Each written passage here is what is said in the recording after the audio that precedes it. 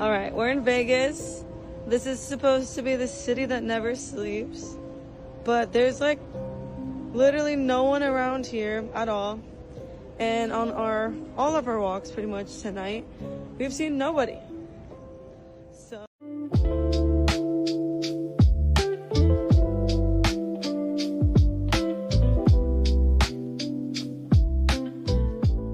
Vegas is in trouble. And this time, it's not because two strangers woke up with matching wedding rings after a little too much tequila. Wait, hello? We didn't get married? Get married? That's ridiculous. No, this is different. The city that once called itself the entertainment capital of the world is starting to lose its shine. Tourists are taking it off their bucket lists, other destinations are stealing its spotlight, and if things don't change soon, Sin City could risk becoming yesterday's news. So in this video, we'll dive into why Las Vegas is in decline, what's being done to fix it, and whether the city can ever win back its crown. Before we get into the video, if you want a deeper look at the rise and fall of Las Vegas, or detailed travel guides to help you plan your next trip, check out staylovers.com. We've got in-depth articles, tips, and hidden gems you won't find anywhere else. That's staylovers.com. You'll find the link in the description. The cost of living crisis hasn't spared anyone, and Vegas is no exception. Prices have crept up across the board. We're talking $9 coffees, $100 buffets, and sky-high resort fees on top of your room. Add parking fees and suddenly your weekend getaway feels like a tax audit. Think of it like this. In 2022, you may have thought, wow, prices are higher than last time. 2023 though? Confusion turns into frustration. By 2024, you're saying, forget it, let's go somewhere else next year. Can you really blame people for spending their vacation money somewhere else? We don't think so. For decades, Vegas was the place for gambling. Movies like The Hangover, blockbuster boxing matches, and pop star residencies all played into the legend of the Strip. People would fly thousands of miles just to see the MGM or Caesar's Palace with their own eyes. But today, that magic is gone. Why? Because gambling is now everywhere. With the rise of online betting platforms, the casino is always just one click away.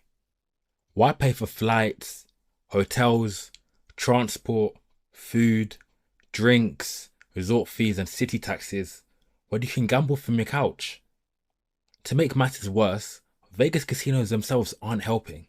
Rules are tighter, odds aren't as good, and in some cases, players have even complained about refused payouts. Yes. She thought she hit the big one. She really did. $1 million, 82 cents on a penny video poker machine. Before she could even imagine spending the money, she says the casino hijacked her jackpot. So when betting apps offer faster, easier, and sometimes better odds, how can casinos compete? In the US, alcohol consumption has dropped to historic lows. Gen Z and even many millennials are simply drinking less. Instead, young travelers are chasing wellness and meaningful experiences. Think run clubs, hiking trips, outdoor adventures, not all-night tequila binges. While Gen Z isn't a huge part of Vegas tourism yet, this is a red flag for the future. If young people don't see themselves in Sin City, that means the city's pipeline of future visitors is shrinking.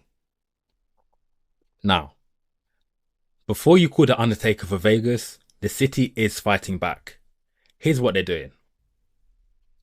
In May, the FTC passed a new rule on junk fees. Hotels now have to show the real all-in price up front. Some resorts are also removing parking charges and launching budget-friendly promos to draw tourists back. Casinos know they've gone too far. So they have started rolling out better odds, like 3 for 2 for blackjack, instead of the tighter 6 to 5 tables. It's a small step, but shows they're listening. Another step in the right direction are the low and no alcohol options for sober or health-conscious visitors. Think mocktail bars, alcohol-free lounges, and more family-friendly activities. The idea? Split Vegas into two sides. The classic party and gamble scene, and a new side focused on couples, families, and activity-based breaks. It's a gamble in itself, but maybe the city has no choice. So, what do you think? Is Las Vegas dying? In our opinion, not yet. New rules on transparent pricing and fairer games are a step in the right direction.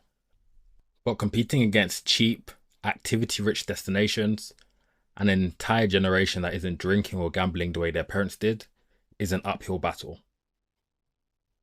If you enjoyed this video, let us know your thoughts on the situation and don't forget to like, comment and subscribe.